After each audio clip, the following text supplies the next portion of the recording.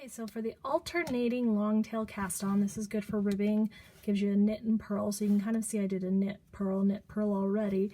You're going to hold your yarn just like a long tail cast on, tail as long as the amount of stitches you need coming from your palm and index, and you're working yarn from your thumb, same as a regular long tail cast on. So for the knit long tail cast on stitch, you're going to do it just like you normally would. Come from the outside, grab from that inside yarn, pull it through, and tighten. Now for the purl, you're going to do the opposite. You're going to come from the outside of your index finger instead, and then grab from the inside of your thumb and bring it through and tighten. So it's the opposite motion. So for the knit, we're coming around the outside thumb and grabbing the inside index. And then for the purl, we're coming from the outside index and going to the inside thumb and grabbing it and pulling it through.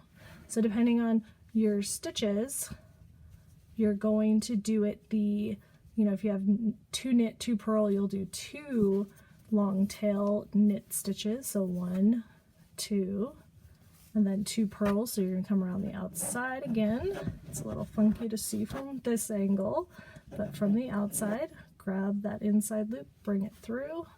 And then for the second purl, we're going to go from the outside and inside and pull it through and tighten. So you can see we have 2 knits, 2 purls. So you can kind of see that little purl stitch on there. So it gives it kind of a more stretchy